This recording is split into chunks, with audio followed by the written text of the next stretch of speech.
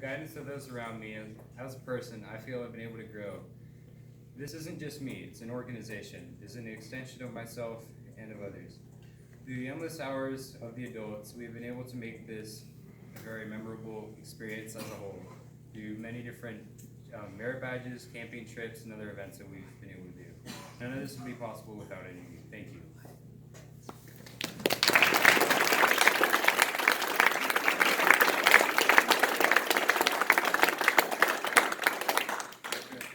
No. Yeah, mentor pins. I'd like to first call it Miss Mo.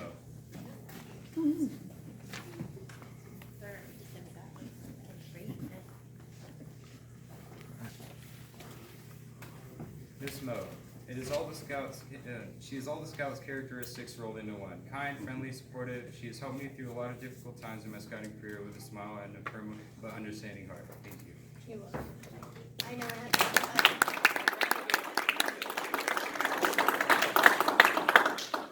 So what? This is my chance, since I'm not going to come up for the roast, but I'm going to talk about a little about him now.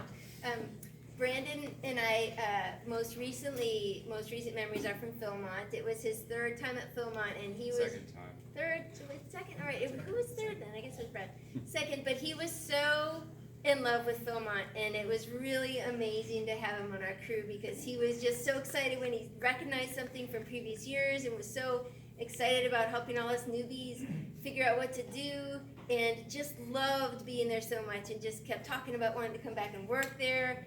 We got to go make the shotgun shells and shoot them, and he was just like, oh, guns and knives. It was fun to do that. Guns and knives in a good way, yeah, so he was just so much fun to have at Philmont, and just was such a positive energy, and ate so much food, and carried so much of their food Caught me. It was around. Taco Tuesday night.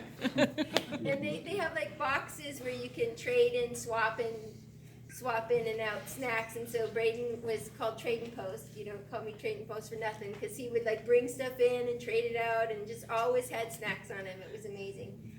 My other really fun memory of Braden was a little bit earlier. We were at Brandon. It's Brandon. okay. Yeah, we had Brandon, Brendan, and Braden Yes. at Philmont. Don't forget Brad. And Brad. I almost lost my mind. So we were at Matero Palms. This was back when Mr. Harris was with us, and he was our scoutmaster. We were at Matero Palms, and Vincent McCarthy, bless his soul, took a whole crowd of scouts up this hillside, because we camped in this kind of U-shaped campground. And so he took them all up the hillside, and then proceeded to not come down with them for much longer than they should have. So they came down in the dark.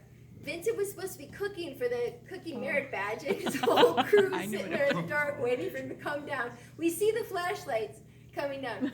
So Brandon comes down, and he goes, Miss Mo, I ran into a cactus. And so I'm like running over going, I'll help. And I have my big tweezers with me. I've got really nice tweezers for pulling stuff out. He lifts up this long leg. It is covered with cactus spines. And I said, here you go.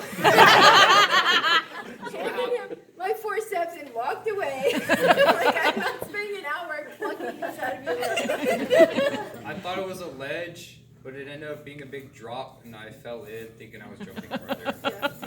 Ended up with cactus everywhere. But you got them out.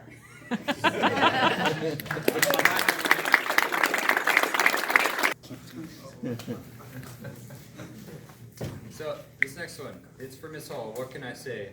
She does everything for everyone, including myself. She's generous, thoughtful, and thorough. Without her guidance, I may still be working on my Eagle Scout paperwork. Thank you.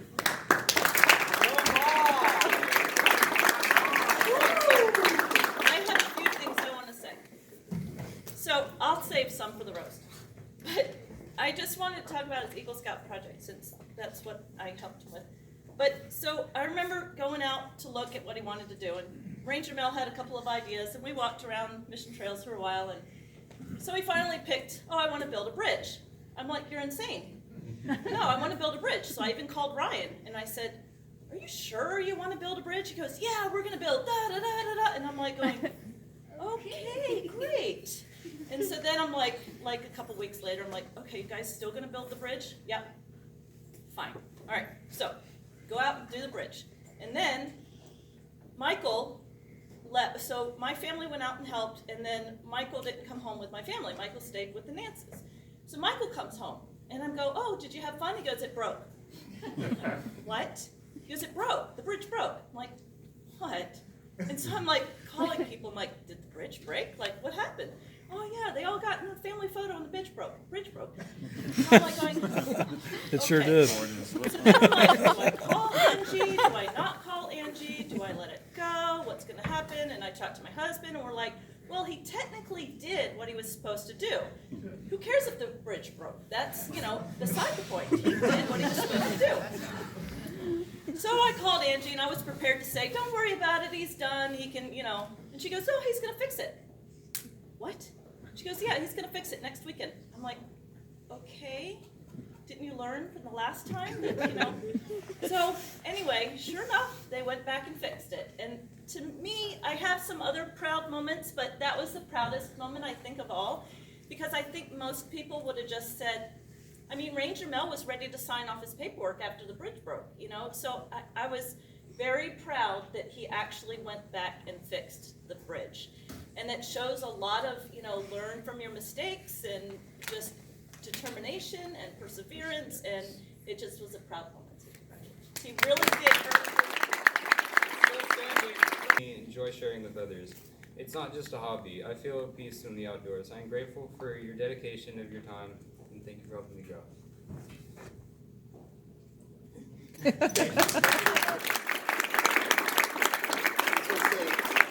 I was on Brandon's first trip to Philmont, and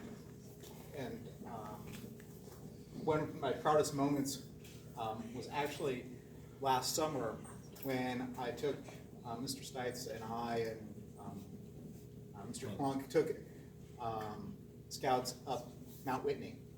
And with all the training you had and the effort, the scouts had no problem getting up Mount Whitney.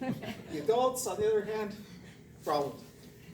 And with all your training, the one thing we did regret was when you got to the top of the switchbacks, you didn't bring one item that you should have brought.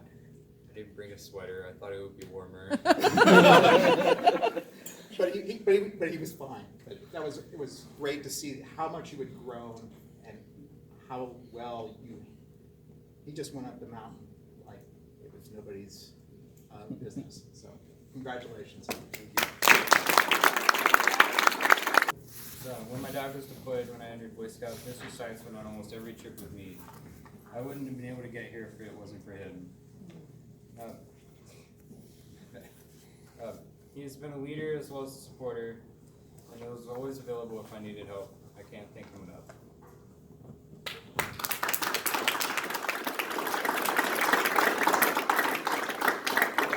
So when I started scouting, as a parent, it was with my son as Weevil 02, and Brandon was there. Angie was the leader, and I pretty much, in my scouting career, Brandon's always been there. So I've seen him, come so far. And like Mr. Schwal said, when we were going up Whitney, it was just amazing to see these boys where we were having to push and drag and do all these things to get him to go and then complain, just to see him take off like billy goats when it comes up those hills. It was just amazing. And I'll tell you right now, I will backpack with this young man anytime. But I do have to say a couple of other things. When I first went hiking with him, it was to the Wind Caves, and we're going up, and Mr. Harris was the scoutmaster at the time, and we're going up just this little hill, and all of a sudden it's like, okay, you got to remember your water. Do you have your water? Yeah, I got my water. I have a gallon of it at the bottom of my pack. So we learned really quickly there to have water that was much closer. And then I really feel for the Nances, because when we were at Philmont, this boy could eat. And if you had a swap box where you could take out any food you wanted to, he would just... The pineapple chunks. Oh, just and what he would eat. And he would eat constantly. But I am so proud of him. Congratulations. Good job.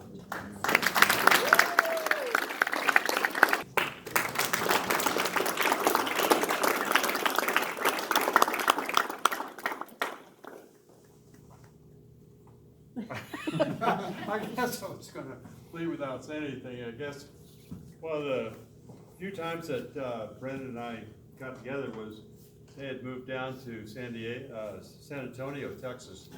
And Ryan was busy with school, and so Angie called and said, "Can you come down and take Brandon camping this weekend?"